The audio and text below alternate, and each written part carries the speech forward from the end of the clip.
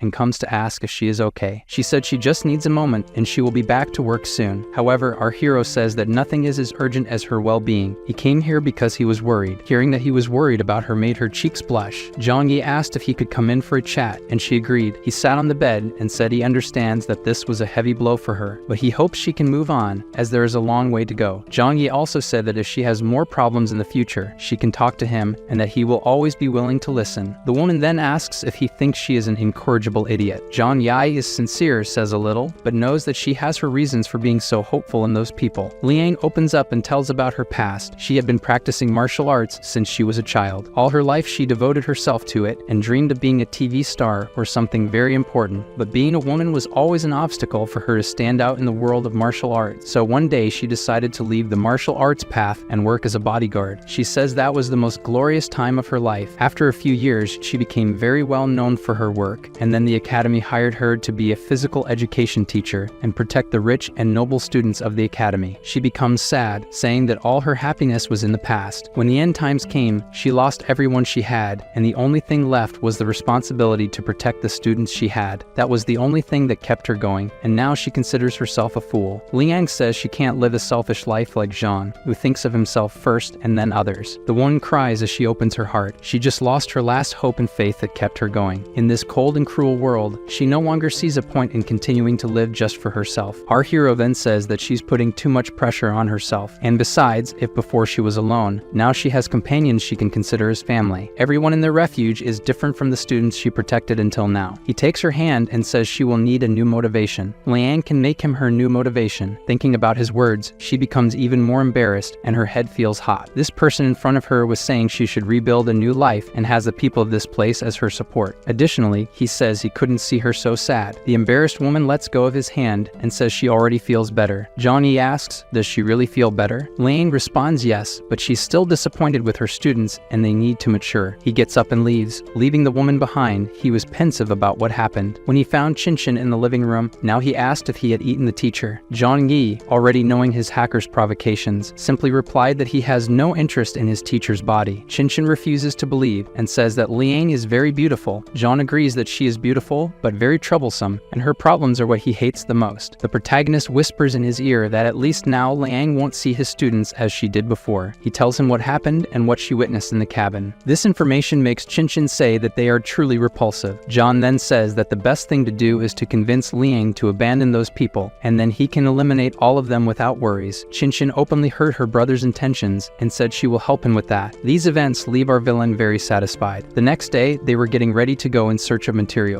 Karen was dressed in military clothes from the excision base that they supposedly belonged to. Her uncle Yu wanted to go to help, however, Jean replied that only the little flower kitty would be enough. Karen was eager for her commander's orders. He gave her a little squeeze on her nose, saying she is very naughty. Karen thinks she looks very pretty in this uniform, and Zhang Yi says he agrees, which makes the girl very embarrassed. He hands her something she can use to defend herself and asks if she knows how to use it. She says yes, so they set off on their mission. In the car, Karen wanted to know about the problem with Lan. Zhang Yi then wanted to know why Karen hates the other students so much. She replies that she doesn't want those people near her and Qinshin. She doesn't want to live near them or even see them from afar. Zhang Yi then says that he also doesn't like that kind of person, and soon they will stop bothering her. Our hero tells Karen that they will even let them into the base in case of an attack just to satisfy Liang. But before that happens, they must make Liang give up her desire to protect those people. Karen then says that Liang has such a soft heart that she could bring them into her refuge even against her will. He then says that things depend on her and Qinshin now. Zhang Yi says that Liang has more love for the two of them than for those other students. Karen then excitedly asks if she and Qinshin should capture Liang's heart. He says yes, if they make an effort, they will manage to take up all the space in their teacher's heart and drive out those students. They approach the factories and realize that a group of cars is ahead. He observes with his binoculars and sees cars adapted to drive in the snow with weapons on the roof. Karen is curious about what he saw and then observes with her own eyes. They underestimated the efficiency of the other bases. They are already in the vicinity exploring the resources that belong to the Excision base. He tried to analyze the situation, trying to confront them without knowing the danger they represent and who they are would be very dangerous. While he was thinking, Karen says that those are normal vehicles modified to drive in the snow, so their performance is very low. They can barely reach 20 kilometers per hour, and they consume 5 times more fuel than normal because of the weight. This information surprised our hero, and he questioned if what she was saying was true. She confirmed that it was, so Zhang Yi soon realized it is very difficult to get fuel in these times, and they came from so far with such bad cars because they are thirsty for fuel. Jen deduces that they must be from the Yangsheng base. Karen then questions why. Their base is very far from this place. Our hero then says that a fight may happen, so she should prepare herself. Jean goes to the group of cars until he is noticed by the strangers. Karen must wait in the car, and then Jean gets out with his hands up, affirming that he came in peace, saying that he was not a threat. The men did not attack, and then they saw the symbol on his uniform. They know is the symbol of the destroyed Excision base. They ask among themselves how someone could have survived in that place. Furthermore, they say he has a nice uniform, so he must have a high rank. Another says that if he survived, it is because he has extraordinary power. He doesn't even seem scared in front of armed enemies. Because of this information, one of the men says that he should talk to the captain of the group when he returns. He can wait here. Zhang Yi agrees with this option. Soon he observes on the top of the warehouse that they entered through the roof just as he does, descending by ropes from the ceiling. Then the supposed captain of this group appears. Zhang Yi immediately resumes that if this man is not a mutant, then he must be a very formidable person. Guys, this is the continuation of chapter 277 of Global Freeze. If we get 10,000 likes on the video, I'll be faster in bringing the continuation. Previously, our evil villain went to gather resources with Karen, and to his surprise, he found people from a rival group, people from the Yangsheng base. Soon the leader of this group came to talk to Zhang Yi, asking if our villain is really a member of the Excision base. Zhang Yi introduces himself as the captain of the special operations team of the Excision base. This information makes the man say that explains his courage to come here alone to talk to other people. Then the captain of the team asks what exactly he came here for. Did he come to drive them all away? The man apologizes for not warning, but the Excision base was destroyed, so Excision is no longer strong enough to fight against the Yangsheng base. It's expected that this happened. The man warns Zhang Yi not to have dangerous ideas. Our villain then says that it's just a materials factory. If the Yangsheng base wants, they can take as much as they want. However, Zhang Yi also wants to take some resources because his base still owns this territory. The captain of the rival base accepts our villain's request and gives him 30 minutes for that. Zhang Yi is satisfied with the agreement made. He asks Karen to go with him. The girl beside him blushes because she is very close to him. She focuses again and asks if it's safe to leave the car here alone. Shouldn't he guard his car? Zhang Yi, on the other hand, says it's okay to leave it here. However, the real reason he does this this is that he shouldn't show his powers in front of others. So they move forward into the factory. When they were distracted, Captain Goyuan then drew his weapon and shot at Zhang Yi. The flower kitty then defended the couple. She quickly transformed into her giant form and blocked all the shots. The men, despite being scared of this giant monster, didn't stop shooting. The captain warns them to aim for the eyes. When the shots focused on the flower's face, she decided to attack the soldiers. She manages to capture the first part of her lunch. The other soldiers inject themselves with some kind of injection and enter a frenzy mode, becoming larger and more muscular. They are instant steroids, bodybuilder's dream.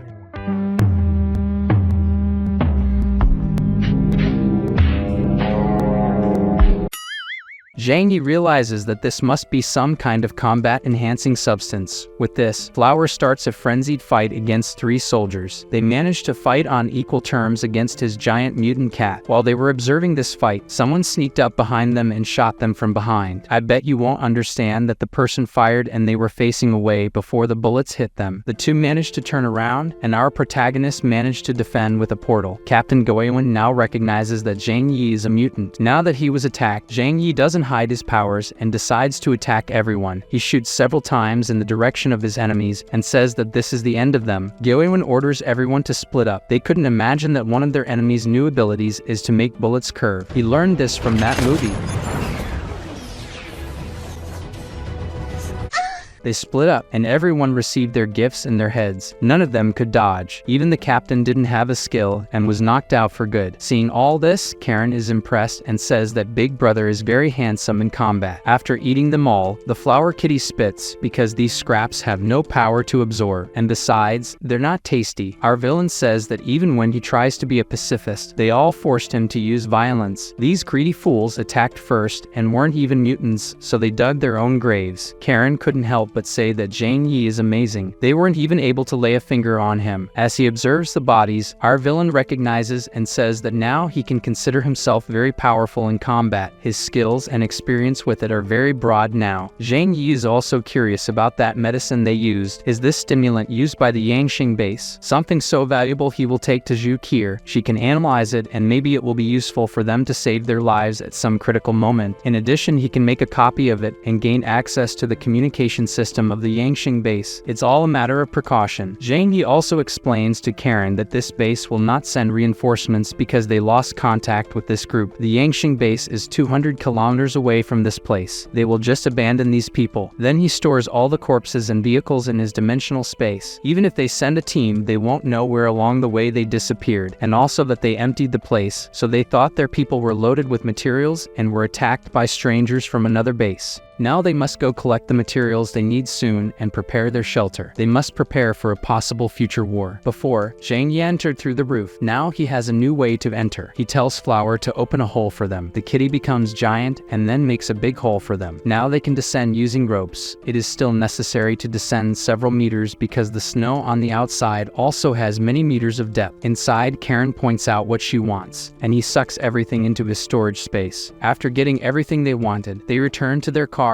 and drive towards their mansion. Our protagonist then sighs, saying that the war games will start again. He then starts to have an idea of what he should do now. Zhang Yi then tells Karen that she shouldn't tell anyone else about this encounter with this Yangxing base. Obviously, Karen doesn't understand why. The protagonist then says that this is something only they need now. He will make sure they don't leave the base carelessly, but he also doesn't want them to panic and worry about it. Now, they must focus only on building the defense. Zhang Yi says he will tell them at the right time. In the end, Karen is convinced that all of this was for the best for all of them, so she is amazed once again. When they return, they are still working, building the defenses of the base. When they are spotted, Uncle Yu asks if there is something wrong. Did they have any problem on the way? Our villain then says that no, they didn't find any trace of any enemy. He even states that at this moment the enemies need to focus on organizing their own territory. There's no reason for them to come to such a faraway place. Soon we understand why the protagonist is doing this because Professor Liang Liang is very happy to know this. She believes that now her students are safer. Then, to play his role, our protagonist says that currently there is no danger, but they must focus on expanding defenses and staying alert. Zhang Yi then approaches Liang and says that he doesn't mind letting her students come to this place if there is any danger, but he also says that it wouldn't be fair to Qinshan and Karen to live with them in the same place. She must remember everything they did to the two girls in the past. These words make the teacher sad because she knows he's right. Meanwhile, our villain signals to Karen to play her part. The girl then approaches and says that the teacher should understand why she brought those students to live nearby. Doesn't she remember the school days where they all mistreated each other? Does Liang not remember how cruel they were to the two girls all that time? These words make the teacher admit that she remembers it that way, and she would very much like them to survive far away on their own. However, she cannot deny caring for those people, so strategically our protagonist interrupted the conversation, saying that they should focus now on building the defenses. He takes Karen away and signals to the teacher. This gesture was understood by Liang as if he were avoiding Karen from arguing with the teacher because of the students. Liang is grateful for that, and later, the protagonist really focuses on making the constructions that Karen needs. He takes out the materials and asks how she wants it. Karen explains that if they don't worry about aesthetics, they can reinforce those walls in 3 days. To this, Big Brother says it's not a problem. It doesn't need to look pretty, only defense matters to be efficient. Then he asks if Karen needs help with something. The girl stretches and says it's not a problem. She's a bit slow, but he doesn't need to worry about the quality. Our villain then goes to Qinshan's room and knocks on the door. The four-wheeled girl is very happy to see him. Zhang Yi tells her that the last time he went out with Karen, they found something very interesting. After chatting for a bit, he explains to the girl that last time they met people from the Yangxing base and killed them. He tells her that, contrary to what they expected, the enemies are lurking and may come to attack them at any time. However, he claims that he is not afraid of them. That's not a problem. Qinshan agrees with Zhang Yi and says that unlike the Xishan base, those people coming from so far away won't have equipment and missiles to attack them here. So, based on her own deductions, the girl asks if they can use this chance to clear out those students from Su village. Zhang Yi then says that this will be an accident. They couldn't have predicted that this would happen or done anything to stop it. He takes a signal jammer from his portal and plugs it in. He says this will be troublesome, but it will be worth it for Liang is very important to have her in the group. Tell me, what do you think of our protagonist's actions? Do you agree with this cruelty, or is it simply fair? He hands over the satellite phone he took from one of the soldiers and says this is from the enemy base. She can try to use it to gather information. The girl affirms that it will be easy. If it's working, she'll manage. Qinshan will analyze the data she gets through it and organize it carefully for her brother. Now we are shown the Yangxing district. In the middle of a plant, two people are chained while being interrogated by soldiers. The soldiers inform their leader that 5 people tried to escape, and these 2 were captured alive and the other 3 dead. The 2 captured people, I don't know if they are afraid for their lives or are impressed with the giant melons in front of them. I confess I went for the second option. The woman then asks why she should spare their lives. She tells them they had to work here and in return received food and lodging, yet they ran away. Why should she trust them? The men say it was just an impulse and ask for forgiveness for trying to escape. She wants to know where they would go if they escaped from here. The men are scared and don't know what to answer. She then asks if they plan to go to the snow worshipper sect and join those hypocritical people. The woman says this with a scary look, so the men ask for forgiveness and say they won't do it again, while banging their heads on the ground. She asked her assistant's opinion about this. The bespectacled man says they now have miniature explosives, and it's a good time to test them. They can put them on these people, and those who try to escape again will be blown up. The woman asks to see the results of this. She puts a necklace on one of the men's necks and asks how far it works. Her soldier says that up to 5 kilometers from this controller will work. As soon as she presses it, the person with the necklace will have escaped from here to the other world. The woman with the big melons then tells them they will get a second chance. Now that they wear these necklaces, they can choose to stay here and choose whether to run away again or not. She also says this is a new product. She doesn't know if it's working. If they want to test it, they can run now, and if it doesn't work, they will be free. The men hope it won't work, and maybe if they run fast enough, they'll reach 5 kilometers before she can press the button. She waits for 10 minutes, then presses the button. If the assistant asks on the radio, what is the result that happened? He tells her that one of them exploded, the other failed, the explosive didn't work. The woman's name is Sakura Haruno.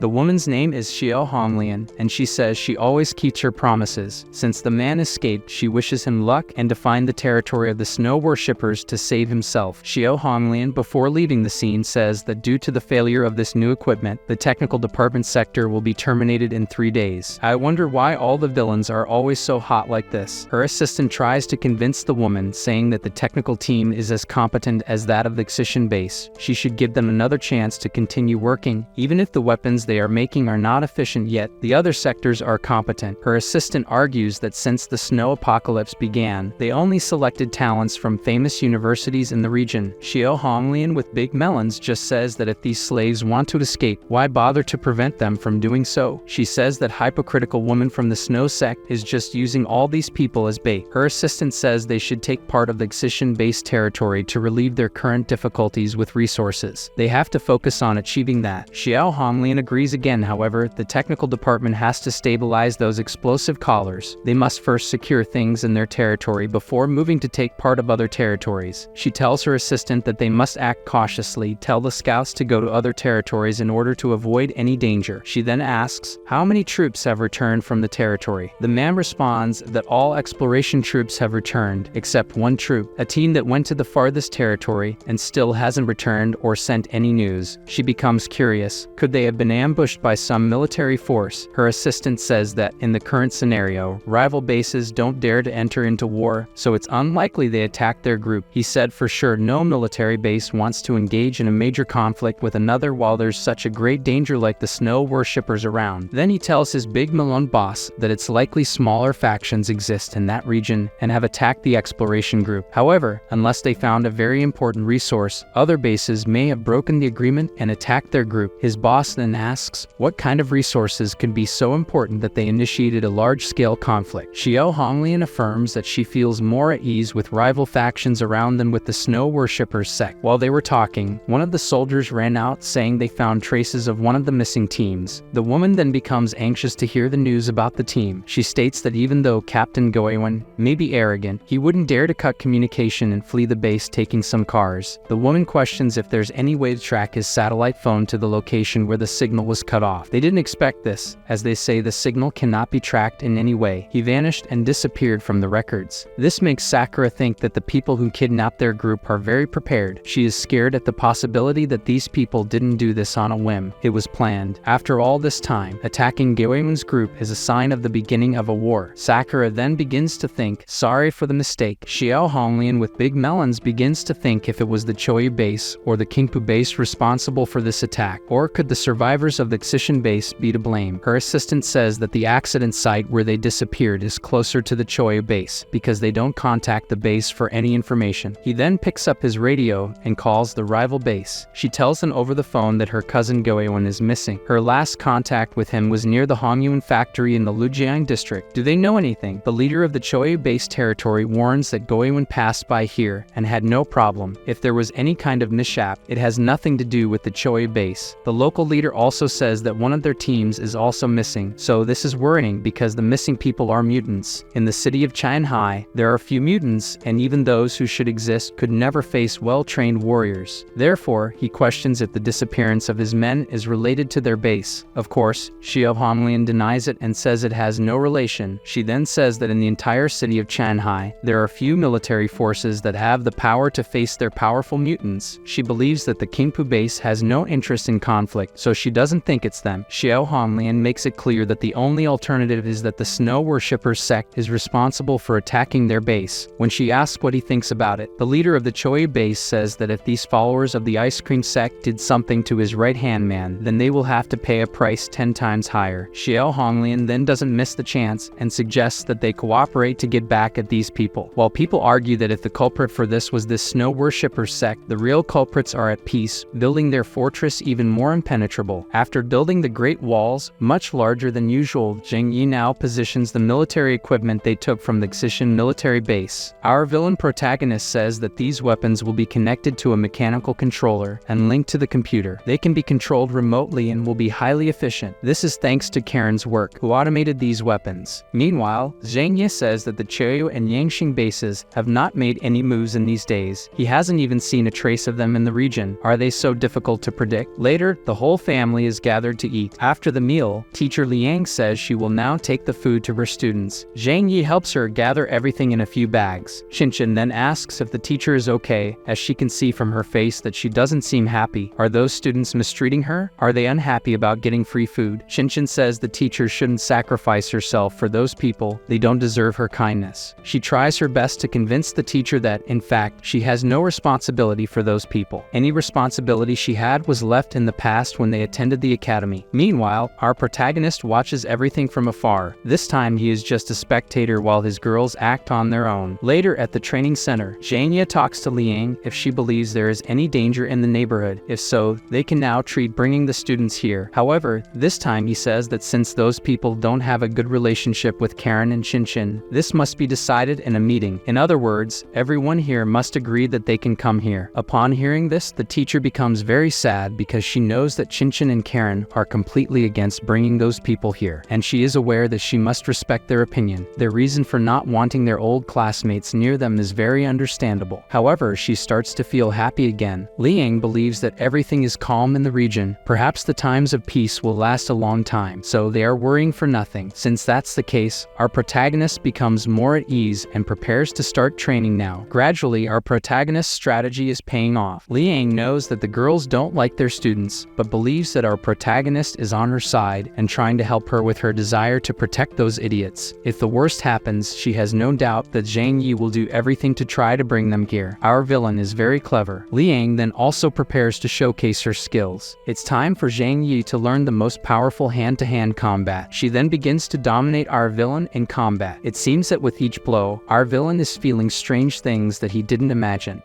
He says she has changed a lot since she arrived here. When she loses attachment to those inconvenient people, she will be a totally obedient pawn. After a long day, our protagonist is lying on the bed thinking about what he should do. Currently, he could turn on the phone he captured from the Yangsheng base and leave it in the village of the students. Then he would attract those enemies to that location. Surely they would eliminate all those people. However, he would also attract the attention of the bases to his hideout, which is very close. He also thinks that maybe those bases will never find out that he is responsible and never come to his territory. After considering all the possibilities, our villain decides that he cannot expect peace to last forever. He must take the risks and be in control of the situation. Zhang Yi will execute this audacious plan. He hands the phone to the flower kitty. She must take it secretly to a hidden place in the Xu village. The kitty runs to the neighboring villain to leave the phone there and initiate our protagonist's evil plan. Meanwhile, the leader of the Great Snow Worshippers sect was speaking. She gathered her followers and holds her cult. She tells everyone that snow is white and pure. Their bodies and souls belong to the snow and have become as pure as snow. Those who like this video will receive great powers.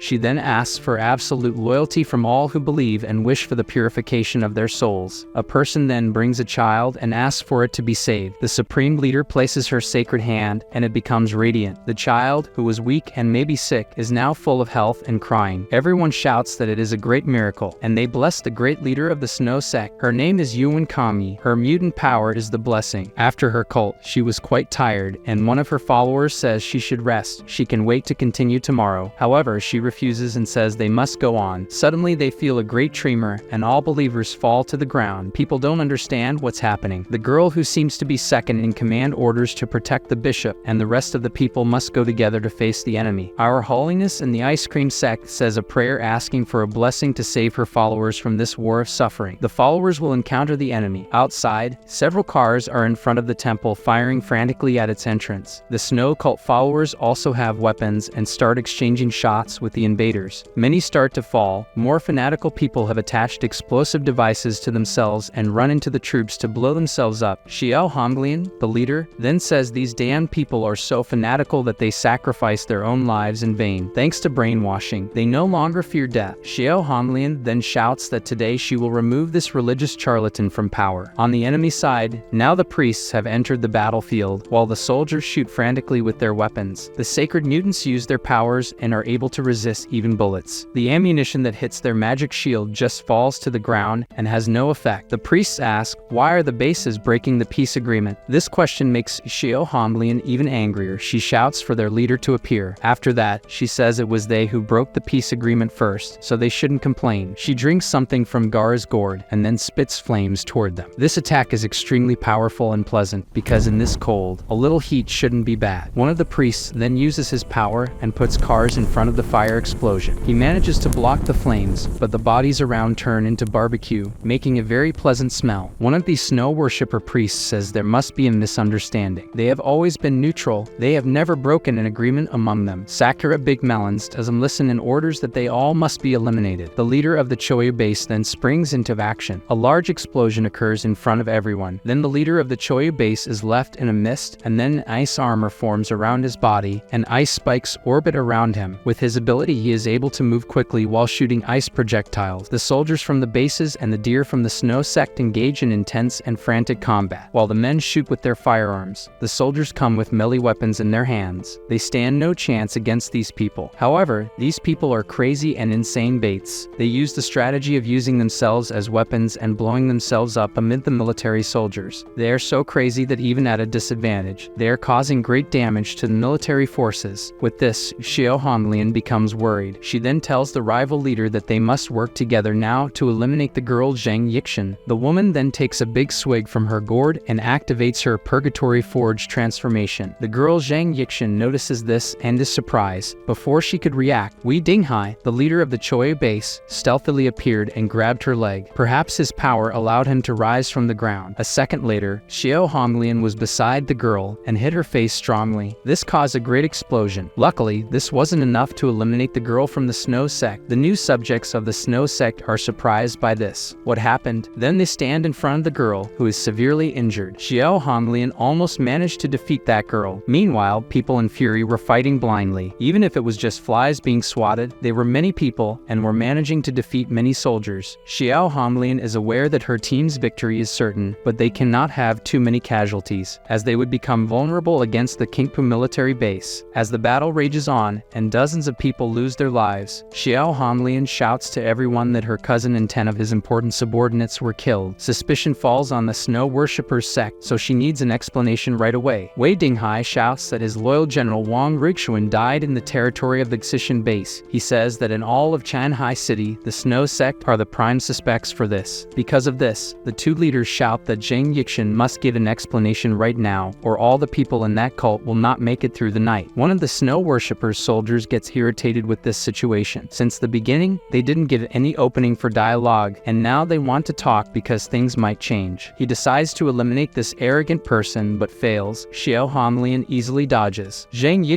then approaches her ally and says they have no relation to this. The snow sect has never attacked any group of people until today. Wei Dinghai is not convinced and asserts that there is no one else in this city who could be responsible for this. Furthermore, people from 2 neighboring bases were attacked and left no traces, so it was planned, and they are certain it wasn't the Kingpu base. After hearing all the arguments, Zhang Yi then questions the 2 mutants if they never thought there might be another force in Chanhai City that could be responsible for this. Zhang Yi even says that these people are as powerful as them. The 2 leaders speak at the same time that this is impossible, it should never be possible, or something like that. Zhang Yi asserts that, in fact, it is possible, and asked if they are not aware of what happened in the Lujiang region a month ago. Lujiang City was attacked with a missile, but before that missile fell on the Xishan base, many sounds of explosions and gunfire came from that region. Even after the big explosion, more noises could be heard from far away. Xiao Honglian becomes terrified at the thought, if there really is another force behind all this? If true, then not even the most powerful Xishan base was defeated by them. This is so absurd that the leaders don't believe it. They say that Zhang Yi wants to divert their attention to a non-existent enemy. If the snow worshippers sect is innocent, they must prove it right now. His soldiers were furious, but the girl Zhang Yi asked them to calm down. They are really fighting for their lives now, but they still don't need to continue like this. Zhang Yi says that one of the soldiers was at the Xishan base and met Xiao Honglian's cousin. This person is the same soldier who was fighting with another group over who should get the resources from the destroyed base. The man says that that day they found survivors from the Xishan base, and then he left the place. In other words, guys, if they don't discover that the real enemy is the survivors of the base, the soldiers of the snow sect grew nervous, so Zhang Zhang Yi interrupted, telling him not to be impulsive. They are fighting now, but they are not enemies, the group's leader cautioned. Zhang Yi ordered him to only recount what he saw outside the Xishan base that day. Zhang Yi revealed that their soldiers also went to the Xishan base that day and met with Wang Jiangxuan from the Choyu base, shouted the girl who reminds me of Megumin. Damn, wrong photo. Her soldier recounted that besides Wang Jiangxuan, Xiao Honglian's cousin, they also saw some people in combat uniforms at the Xishan base. They are the assassins they are looking for. The two leaders questioned, wasn't the Xishan base completely destroyed? Did they hide to slowly regain strength in secret? They all are sure the Xishan base was destroyed by a missile, but Xiao Honglian questions her ally. If they really hide, they will only slowly regain their strength and never dare to devote time to both of us at the same time. So the girl says that even before the base was destroyed, the Xishan base wouldn't have turned against them. Zhang Yi replies that the people from the Xishan base had courage, but that doesn't mean others don't. What if there are other forces now? Megumin remembers that not everyone knows their forces, and outside of the Xishan district and the Lujinong district, there are also their strong refuge bases. This possibility intrigues Xiao Honglian. This statement explains the current situation. The two leaders decide they will investigate that region to confirm. Then Xiao Honglian says for now they will leave, but Megumin must remember this. The soldiers were irritated because the arrogant woman came here and attacked everyone without being sure they were responsible and still had the courage to act like this. So the two will go their separate ways. Wei Dinghai says the bodies and the wounded survivors here will be absorbed by the sect. Xiao Honglian agrees that brainwashing makes these fools accept being fuel for these people. Wei Dinghai asks what the woman will do. He asserts that if they join forces from now on, together they can dominate the entire territory that was Xishan bases. Xiao Honglian says nothing about it and leaves. The man admits that this woman is strong. If he could take her down, the whole city would be his. Wei Dinghai's men believe she's hiding something from them, but the man finds it natural. It would be strange to trust others. Wei Dinghai is worried about the news he had some time ago about a person named Zhang Yi stealing the city's largest warehouse before the global freeze. Later, Xiao Honglian was at her base and along with a soldier she was investigating the Xishan base region. According to the information, there are two places where survivors are living. Her assistant says this is a wealthy area in Qinghai City and there are thousands of residents in Sujia City. It is very likely that the power to face the Xishan base is in that place. The woman then considers sending someone to investigate the place first. Her assistant suggests they could inform Wei Dinghai to send someone along to help. However, the woman prefers not to notify them, although it's not clear how strong this mysterious power it is. By confronting and destroying the Xishan base, these people are definitely weakened. If the Xishan base was destroyed and they weren't that good, the woman says they can simply take everything for themselves. Xiao Honglian acknowledges that this person eliminated two important people alone, so they should send Dong Hu, as he is the most cautious among them. Their leader tells the assistant not to worry about Wei Dinghai. He's just an old treacherous fox. They then instruct their spy to bring information from Zhang Yi's region. I'm curious to see this person. Meanwhile, back at the Snow Sect's base, Megumin was gravely injured in this battle. The soldiers were worried about the Great Snow Priestess, but the woman says there are more important things to do now. The sight of the battlefield shocked the soldiers. Their gravely wounded allies who are alive are everywhere. The sect followers can now go out to help the wounded, but in this cruel world, only a few deserve to be treated to fight other battles. A girl cries for her ally, but her cry is not sadness, but something else. She says she advised the man for having the right to go see God personally now. Only those who die in battle for the sect gain the right to go see God. She finishes helping her friend cross over while saying she can't wait to go herself. The soldier then orders to take the most wounded to that place. The bodies of those already with God and those who are useless for other battles are placed near a building. After they move away, something bizarre happens. Anime tentacles appear and grab the bodies. They are all dragged into that dark place. Inside that building, the mountain of bodies is placed in a corridor and then hung from the ceiling in cocoons. All the people are placed, and then the environment is filled with smoke. Fruits then grow rapidly. Are you hungry? Outside, the soldier prays for their crazy cult. Inside the Snow Sect church, the great sect leader performs her purification ritual. My heart tightens when the little ones are involved. The leader calls for her children. The real parents tell them to believe in everything she does. They need to be baptized to become a servant of the snow cult. The baptism of her children consists of placing her hand on their face and then warning them not to be afraid and not to move. With this instrument you can see she performs the surgery. With this, the worms are removed. The shock of this is so great that the eyes freeze. From now on, he cannot become an impure demon. After that, the great leader heals the place, and then it is done. Now without Pippi you will not become impure. The parents are very happy to be thanked by the great representative of the spirit of snow on earth. The woman says says that from now on her children have become sweeter and more obedient. They will no longer cause trouble. The friends are horrified by the situation. None of them wants to be baptized like their friend. Unfortunately for them, the parents are the ones in charge and want them to be faithful to the god of snow. To be obedient and pure, you must undergo the baptism and throw the pipi in the trash. The leader seems to love doing this and then asks who will be the next to be purified. The mother is extremely happy to see her son's condition. They then thank for being purified and leave. After a long work, Megumim comes to see her master. The woman worries about her servant who is gravely injured and then hurriedly rushes to heal her. However, the girl says she has already exhausted herself too much. Today she doesn't need to be healed. After healing Megumim, the great leader asks if they have already called to pass on information. She tells everything they have discovered. A very powerful force has emerged and is related to the destruction of the Xishan base. A mysterious person named Zhang Yi seems to have allied with forces from outside the city to attack the Xishan base. Megumim also talks about the information that this same man is responsible for stealing an entire warehouse from the city before the global freeze. With a serious look, she says his strength is high-level even compared to the entire city of Qianhai. Otherwise, with what could he have resisted the Xishan base for so long, even leading to the destruction of the Xishan base? However, several pieces of evidence indicate that the Xishan base was entirely destroyed by a missile originating from the South Jiangnan region. Anyway, whatever the reason for the destruction of Xishan, Zhang Yi is involved. He definitely holds significant influence in his hand. The great leader acknowledges the strength of our protagonist and says they need to pay attention to this person. Megumin tries to convince her leader that they need to send a team to test him right away. The girl argues that he has the leeches to produce food through sacrifices, but that doesn't last forever. Megumin bitterly acknowledges that if they hadn't had so many servants here today, they would have been destroyed by those two groups alone. Because of this, the great priestess insists that they must develop a defense against this. Finally, the great sect leader tells Megumin to do as she wishes. She can send someone to test this man's strength. Finally, we return to our favorite villain. Zhu Qier was analyzing the sample that Zhang Yi took from those soldiers. It's a type of battlefield-equipped medicine. Its effectiveness is very powerful. It can significantly improve people's bodily functions and can also keep a person awake for 3 days and 3 nights. The waifu says she saw this medicine before in the laboratory, but it's the first time someone has used it. In terms of effectiveness, it's over 10 times stronger than what I used to provide to you. But this medicine only increases the body's energy usage and accelerates metabolism. In fact, it's a kind of crazy exaggeration, which can lead to death if not used carefully. Truly, in this world, there's no free lunch. That drug that makes people stronger without side effects simply doesn't exist. Zhang Yi asks Zhu Qier if she remembers that kind of poison he used on the rats at that time. How much of this medicine he took becomes fatal to the body? The doctor says that a very small amount the body can eliminate the substance, but if it exceeds 5% of the dose, the body will have strong side effects, and in the current climate, the result is a slow death by poisoning. Zhu Qier has no knowledge of there being rats at home. Why did he ask that? Our evil villain just says the rats are out of the house, actually. Then we're shown the rats' camp. The group of students are warming up by a fire. The useless group begins to believe it was better when they were slaves. They had to pedal all day, but they weren't cold, and there was always that tasty yogurt. The only person who seems to have a balanced thought is Xiao Tian. He says if everyone had gone through the experiments he went through, they wouldn't have these thoughts. The girls apologize for this and ask why Liang got mad at them. One of the boys says she's Zhang Yi's property now. Maybe she traded her body for food. Unfortunately for Xiao Tian, he has to listen to his classmates saying bad things about his teacher. These ungrateful ones stop talking when they realize she came to visit them. They even say they miss her. Liang says that recently the area isn't very safe. There are many hidden basements with food, so besides looking for food, it's better to hide and be very careful. The students get scared and ask to go hide at Zhang Yi's house if it's so dangerous. Used to these people, the teacher doesn't reply, just tells them to take care of themselves and be careful. She finally treats them as they deserve. The students eat the food she brings as if they were rats. They eat as if it were their last meal. Some people approached the village. The only one to notice was Xiao Tian. Before he could realize that someone had grabbed his neck and ordered him to be silent, Tian didn't have the strength to break free, but managed to land a kick on the stranger and made the person back off. The man found the boy's strength strange, and before Tian could escape, he blocked the exit. Tian attempted to attack to escape and was then hit with a single punch that completely destroyed everything inside. With that single punch, the strongest person was defeated. A few hours earlier, these people arrived in this area by car and decided to explore on foot. That's when they saw the wall of Zhang Yi's fortress. With that, the soldier understood that the people who could build this could then face the powerful Xishan base. The man with the shiny head head ordered them to be careful. This is not an easy opponent to deal with. If we're careless, our lives could end here. They then went to the nearby village. They came here following the satellite radio signal of the missing soldiers. They were cautious and sent someone to check the situation and make sure it wasn't a trap for them. The soldiers saw no one and there were no guards. It seemed there's no established organization here. Even after this, the pool ball head warned that an extremely powerful person might appear. If anything abnormal was found, everyone should evacuate, and that's what left the man stunned. His scout returned with the information that ahead is a desolate village. There's no surveillance around and no living beings can be seen inside. I found the location of the signal source without alerting the prey. Could the true powerful force really be behind that line of defense? But why is the signal source here? Is it a trap? It was under these conditions that they found Liang's students' shelter. They were captured. The order was to take all these people with them. It didn't take long for our villain who organized this terrible plan to find out that the satellite phone signal at the students' residence changed. Zhang Yi then went to the window to see the landscape of the neighboring town. He was eager to see the outcome of his plan. Sometime later, he went to the control room where Qinchin was. She was watching a movie when her big brother arrived. Zhang Yi greets his girl and asked if watching movies alone won't be boring. He went there to get information about the enemy's satellite signal. The girl says these people are very cautious, and since the use of satellite phones isn't frequent, data is scarce. However, she found out the identity of the person Zhang Yi eliminated. His name is Goewen. He's Xiao Honglian's cousin, leader of the Yangxing base, and he's also the captain of a team. Even our villain was worried he ended up accidentally killing a relative of the Yangxing base leader. This matter will generate a lot of repercussions. Qinchin warned that he's just a cousin, not a blood brother. Their relationship isn't clear, but Zhang Yi insisted they'd better be prepared for it. According to the conversation records between him and some people from the Yangxing base and people from another base, even without accurate information about the details of the conversations, Qinchin states that if that's the case, it's possible that they'll have to face a joint attack from two organizations. Zhang Yi then envisions the worst possible scenario. Those two bases he encountered that day teamed up to investigate the mysterious enemy, who supposedly is a survivor from the Xishan base. However, folks, Zhang Yi isn't afraid of these people. Unless they also have a military power capable of using missiles, these people are not a great threat. In fact, contrary to normal, our new favorite villain now hopes to be able to face these people on the battlefield. This is because only in this way can they understand that now the location of the Xishan base already belongs to Zhang Yi.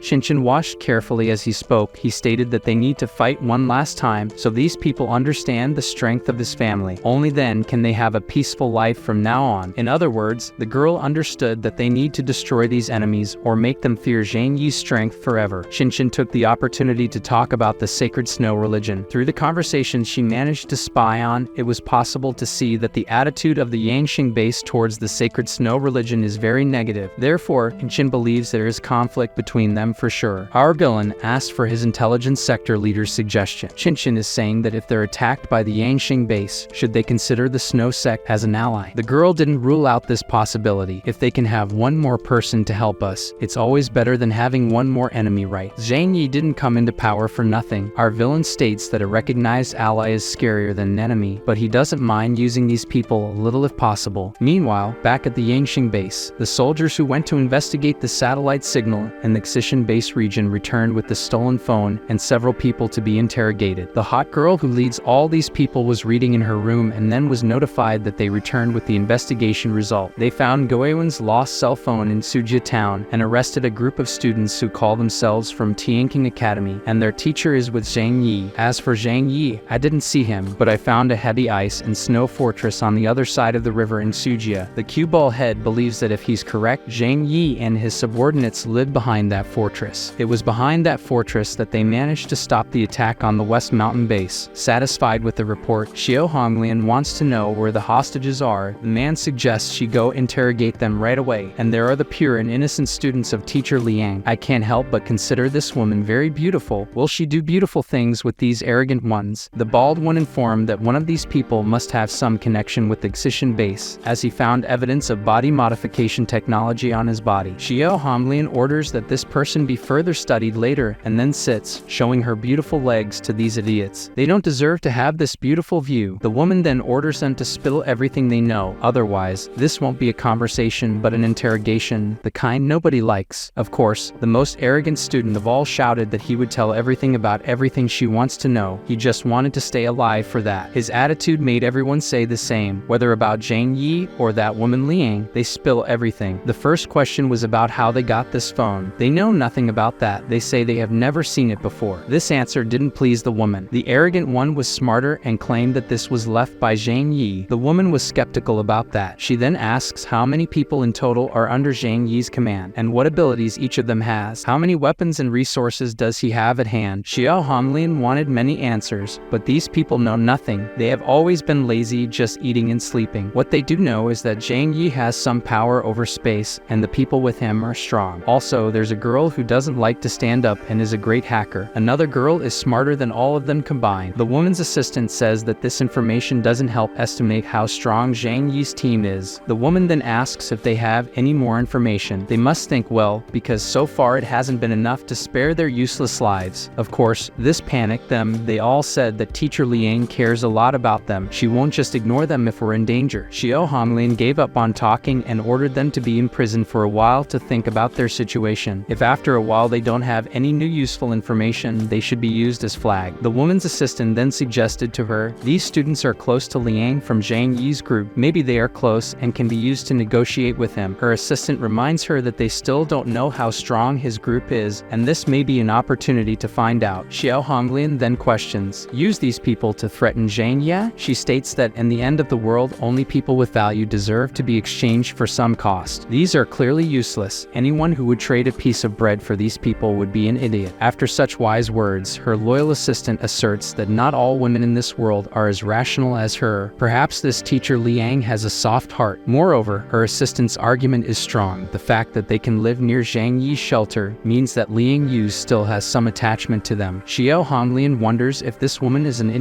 She decides to accept this plan. She orders to send someone to contact Zhang Yi and then put collars on the students and throw them in the underground dungeon. The next day, Liang warns that she will visit her student's village. Zhang Yi just tells her not to forget to stay warm outside. Of course, our villain already knows the fate of those people she protects and then wonders what her reaction will be. The only certainty he has is that with her personality, she won't be indifferent like he is. All he hopes is that she doesn't cause too many problems. Otherwise, he'll have to ask her to leave the shelter. The purest-hearted woman in this story was doing her routine of taking food to her students who didn't deserve it. Liang finds no sign that anyone is in the village. Have they been kidnapped by some great force? Nowhere can anyone be seen. They really were taken. Liang can only ask Zhang Yi for help. She knows it can't be a coincidence. If someone really attacked them, the target is definitely her. Her heart tells her she can't let them die because of her. There was our villain playing on his cell phone when he knows something terrible happened. She tells Zhang Yi that her students, they disappeared. Of course, Chin Chin, being such a pure girl, was impressed with this news. She already knew. Zhu Kier, we know, doesn't care about who her husband cares about. Liang already searched all possible places. She didn't find a trace of a person. She tells Zhang Yi, suspecting that the nearby factions have already reached the area. He knows this is really possible, but it's hard to understand why they took them away without giving a sign. Our villain questions if, in fact, Liang has an enemy who wants to harm her. The woman has never had any enmities. By blaming the innocent woman, the villain tells her not to worry, because they will find a solution together. They have to investigate if anyone is approaching the shelter first and foremost, to see if there's any clue. For that, he can check the cameras. As they watch all the cameras in the house at maximum speed, no enemy signs were seen. If there are no enemy signs, all that's left is to wait for a reaction from them. Zhang Yi remembers that although it's currently known that Shanghai City still has 4 major organizations, one cannot completely rule out that it's the action of other smaller unknown forces. And for them, it's practically impossible to do anything active. But if the kidnapper took Liang's students, they certainly have some plan. All they can do is wait. Liang understands this, but can't understand what she has that could be of interest to others. What did they plan against her? Zhang Yi suggests that they just want her because she's very powerful, and this makes the sweet woman with the pure heart even sadder, because that makes her guilty for them being taken. We know that as much as Zhang Yi is malevolent, he is smart. He immediately took the woman's hand and calmed her concern by saying that her problems are his problems too. He won't break his promise. As soon as they receive news, he will take action immediately, and with that, he gains a little more of Liang's respect and gets her closer to visiting his room at night. In the end, her students will stay with her. For his 2 girls, he confirms that they are about to be attacked, but he reminds the 2, even puts his hand there, and says that peace in the post-apocalyptic world is fleeting. War and combat are normal. With his 2 beautiful girls, he says that if 2 forces attack them, they can win, but if all the other forces unite against them, it's a different story. Zhu Kier then asks if he has no no compassion for Liang, and this question he doesn't understand. For what should he have compassion? Zhu Qiu then wants to know if he isn't interested in her. Zhang Yi says he needs her a lot and it would be great if they could become reliable friends, but before that, she has to overcome this. His grim face made it clear what she had to overcome. Furthermore, he tells Yu and Chun about the situation. The two already expected that after they killed those people, it was only a matter of time until they retaliate. Zhang Yi asserts that whenever you aim to dominate any place, only when you eliminate all threats around can you be secure. Our protagonist says that not everyone is detached like them. Anyway, they don't need to worry. As soon as they realize his power, they naturally won't try to invade his base. His uncle doesn't mind having to fight again. Only Chun, who thought that every time they had to fight he had less time for his inflatable wives. The men are then taken by surprise to hear a car approaching. They all run to the second floor, and from there can see that only one vehicle was approaching. Zhang Yi observed with his rifle. It was a car with some people. They approached his house and then shot an arrow into the wall with a paper tied to it. Then they left. Of course, our villain wasn't going to let that happen. He shot the car's tire, causing it to flip over. Soon after, they went after the car's occupants. Now the protagonist could jump from the second floor of his house and land as lightly as a feather. The soldiers who came to deliver a message and flee were unlucky to be noticed. While trying to escape from the overturned car, Zhang Yi approached, riding his giant feline. One of the soldiers was trying to help his friend and then gave up to try to escape alone. With a precise shot, his leg was hit and he fell. The situation was under control, however. The invading soldiers did something our villain couldn't foresee. They bit into a capsule hidden in their teeth to prevent information leakage if captured. In other words, they preferred to die than to lose their lives. Zhang Yi then had no idea of their objective here, but Chun, looking uglier than ever, brought the arrow they shot into the wall. Zhang Yi ordered him to stop immediately. There was a risk that the arrow was a trap. To make sure, the chubby guy should carefully release the object, and then Zhang Yi placed the arrow in his dimensional space. All the objects he brings into his alternate space he can observe perfectly, which is why his ability is the most overpowered thing in the world. Since he wasn't sure if it was safe, Zhang Yi ordered Chun to discard his gloves and put on new ones. They cannot take any risks when there are mutants with unknown powers out there. Later in Zhu Qiu's laboratory, Zhang Yi brought another strange sample for her to analyze. He could see that it was a letter with paper, but she must analyze if there was no poison in the paper's ink. Our protagonist justifies his caution by saying that it's in moments of carelessness that people are attacked. His uncle agrees that no amount of caution is excessive. Zhu Qiu then accepts the men's words and performs a chemical analysis. Upon checking the arrow, it is indeed poisonous, so if the chubby guy had touched the arrowhead, he might be buried now at his funeral. Now the doctor understands the danger in small things. She also says that there is something written on the paper, and they can see it through the glass. It's a virtual address. Singson recognizes it. Through this, they can contact the Yanxing base. The confident girl asks the leader if she can call them now. Our villain says he totally trusts her ability. If she says there's no danger of being hacked, he believes her. Liang gets excited because these are the people responsible for taking her students. It can't be a coincidence. Before they continue, Zhang Yi warned the woman that this is true, but she must bear in mind that negotiating with enemies is not simple. If they show weakness, they will surely be harmed. Because of this, Liang must only observe and not show interest in the students. If they believe she has an ace up her sleeve, they will be at an advantage. Despite her soft heart, the teacher understands the logic. They all gather in the living room of the house, and then Singson makes the call on Discord to Zhang Yi, the great leader of the harem, along with his wives. Then they answer the call. On the other end of the line, the woman asks if he is indeed Zhang Yi, who leads the entire territory around Zhu village and the fortified mansion. The woman introduces herself as the leader of the shelter in the Yangxing district. Her name is Xiao Honglian. She gets straight to the point and asks about the team she sent to another factory the other day. Were they killed by him? Our villain is cold and unaffected for a moment. What he did was natural. The woman then becomes furious to know that he attacked her people. Xiao Honglian says that in the whole city of Shanghai, no one has the courage to challenge her strength and that of her Yangxing base. Now Zhang Yi's fate is sealed. Our villain handles it well and says that the last person who said that was turned into ashes by him. In fact, that person's name was Chen Xinian, the former leader of the Xishan base. On the other end of the line, the woman affirms that she's not an idiot. Everyone knows that the Xishan base was destroyed by a missile. Pretending to have merit over it is too presumptuous. Zhang Yi then questions the woman. What reason made the Xishan base be attacked by a missile? Both wanted to show superiority over the other, so our villain warned that if she recognizes the reality soon and in the future be obedient and stay away from them, they will survive. If it's different, it will be easy to eliminate another group of amateurs. Our villain takes advantage of his moment of authority and demands that the prisoners be sent honestly to him. Otherwise, this won't be forgotten. Zhang Yi's confident words make the woman completely furious. If he were so powerful, he would have already dominated the entire celestial city. Xiao Honglian, to maintain her authority, threatens to send the pieces of the hostages bit by bit to him. Upon hearing that she shouldn't do that, the woman calmed down. That means she has some advantage over this arrogant boy. Honglian asks if these people have any value to him, or can she eliminate them right now. Only because Liang is by his side does Zhang Yi say that he cares and is willing to negotiate. Honglian becomes confident and says she will think about it. The girl in the short dress says that Zhang Yi killed her cousin and her soldiers. Now she has valuable people in her hands. What she wants is to exchange these people for the resources he possesses. More precisely, the resources that were once in the warehouse in the city before the ice apocalypse. She tells our villain that he must give half of all his resources, and this matter will be forgotten, and he will have his students back. Of course, at this point, the protagonist refuses. This is impossible. Honglian then says that what remains is war. Zhang Yi also killed someone from the Choyu base. Can he really resist the attack of two large bases at the same time? The woman's threats have no effect. The villain says confidently that if this is what Honglian thinks, it's because she doesn't know the extent of his power. If she wants to be crushed in a war, she's welcome. His most loyal soldiers listen to their leader negotiate. Zhang Yi said he would leave no survivors if the two bases dared to come when challenged. Now, about the students, they are his property. She must just hand them over. The woman on the other end says that the more he says that, the less she'll let them go. She'll make them suffer cruelly and beg for a life they can't live. Ling was worried to hear that, but Zhang Yi was internally wishing she would do it soon. It's very difficult for him to continue acting. When Honglian finally hung up, our villain won his Oscar for acting by becoming very frustrated with the outcome. He told everyone that they can't be passive anymore. Everyone will leave now. Zhang Yi told his most powerful soldiers that this time is different from the Xishan base. Their location is unfavorable for being attacked. They shouldn't take the risk for this problem that isn't theirs. The harem leader was very determined to go after them alone. His people tried to calm down his anger. If he goes alone now, he'll be killed. Even Chun was whispering to him that if he keeps forcing this act, he'll be suspicious. The villain had to calm down, but he was still upset. You know how kind he is and wanted to save those students from Liang. The teacher realizes his effort and comforts her ally. Zhang Yi did the best he could, and she thanks him for it. Liang says that from now on, she won't involve anyone in her personal goals. She'll deal with this on her own. The woman was strangely smiling. The translation said she was ready to find a home for her own soul. I think she accepted to die to try to keep her promise to protect her students. Zhu Qier came to the same conclusion. Even after almost winning an Oscar for acting, Zhang Yi couldn't convince Liang. Chun comments that the boss's acting was great, but it was too artificial. The truth is that anyone who knows him could believe such brave words coming from his mouth. Everyone knows that Zhang Yi doesn't fight lost battles. Well, at least he's expressing his support for her. His uncle thinks this situation isn't his fault. Among all of them, only Liang Yu cares about these students. Everyone knows they're lazy and can't support themselves. Having them around was just a problem for Zhang Yi and Liang. His team knows very well our villain's true intentions. Although it seems selfish to think so, the people here are united because they are the best in their fields and help each other to survive. Karen knows that Liang won't be okay with this and is very worried. Zhang Yi orders both of them to convince Liang not to do foolish things. The woman was really in her room cleaning her sword for one last battle. Xingxin and Karen went to her room to make her see reason. Xingxin then questions the sweet-hearted woman. Why is Liang going there to die and leave her and Karen alone? The two of them are also her students and need her. Among all of them, the two don't have powers, and if there are battles in the future, they need Liang to protect them. The woman's heart was torn. She wants to try to save those other selfish people, but now she can't resist Xingxin crying. The girl was begging Liang not to be impulsive. They still have a chance to negotiate again with the Yangxing base. The soft-hearted teacher agrees and will wait longer. After leaving the room, Karen asked her best friend if it's Zhang Yi or her who likes Liang so much. Xingxin says she just fooled Liang. People like her don't know how to deal with their emotions and get confused. The fact is that Xingxin will do her best to make her stay. Someone who is always ready to sacrifice themselves is foolish. Besides, making her stay will be good. Zhang Yi isn't someone who sustains lazy people, so they must do their best to help him succeed. They warn that they managed to convince her to stay. Our villain says that's perfect. The effect of the drug should be kicking in soon. Meanwhile, at the Yangxing base, Xiao Honglin comments that the students said Zhang Yi has several powerful followers. The woman says that if she recruits them to her side, the full force of the Yangxing base will significantly increase. Her assistant agrees that with the current situation, it's only a matter of time before they get in. They must overthrow Zhang Yi's influence over his followers. Honglan plans to take Zhang Zhang Yi's forces and resources without having to engage in combat. Exposing themselves now can be risky, as rival bases are always on the lookout. Even if her assistant argued that it was worth the risk to attack Zhang Yi's fortress, the woman insists it's better to do nothing than to do something and make a mistake. She just orders them to record videos to show Zhang Yi, and the assistant Kun is going right now. Soon he was very pleased with what he was going to do with his instrument that I don't need to mention the name. He made the students tremble. He made their skin burn. Something strange happened. The incompetent ones started vomiting and became dizzy. This happened to all of them at the same time. He quickly recognizes that this is a symptom of poisoning. But how is this possible? They couldn't have been poisoned here. The assistant calls his big-breasted leader to inform her of the situation. She wanted to know if they could be saved. Unfortunately, the doctor's answer is that they were poisoned for a long time with a low dose. They have no chance of survival. While passing on the information, the man had an epiphany or a strong stomachache. They were deceived, and this was a trap by Zhang Yi. These people were his victims. This makes no sense to Hong Lian. Did Zhang Yi and the others want to eliminate these people, but couldn't do it personally? Even if that were the case, the woman orders them to record a video while they are still alive to use them as hostages. If the poison of these people wasn't Zhang Yi's fault, they can still use them as bargaining chips with a video. Then later, Xingxin received contact from the rival base. The woman's assistant wanted to know if Zhang Yi was already willing to accept to trade the students for food, each of them for a ton of food. Our villain saw the video of the whippings, but he wasn't convinced that they were still alive. If they show the students live now, he might accept. The bespectacled boy saw no need to prove anything to Zhang Yi. However, our villain shouted and was very serious. If he can't see, he won't accept to trade even a grain of rice for cold bodies. In reality, he doesn't want to see, so our villain just hung up the call. On the other end of the line, Zhang Yi is convinced that they are all dead. Xingxin was curious about how her brother managed to do this. He replies that his secret was a medicine he recently acquired and put in the food. Now that Xingxin knows this, she shouldn't tell anyone. She should just focus on boosting Liang's self-esteem. When she finds out that everyone went to visit the devil personally, she'll be stunned. Xingxin was very pleased to know that she won't have to see them anymore. Back at the Yangxing base, the man informs his leader that everyone is dead, and Zhang Yi refused the deal, so the only thing left now is war. 2 days later, Zhang Yi received a video from the Yangxing base. You can clearly see the outcome. Xiao Honglian says it's an eye for an eye and a tooth for a hair. She herself took their lives as a sign of war. The woman confidently asserts that Zhang Yi will soon be hanging with these people. Despite the extremely impactful scene,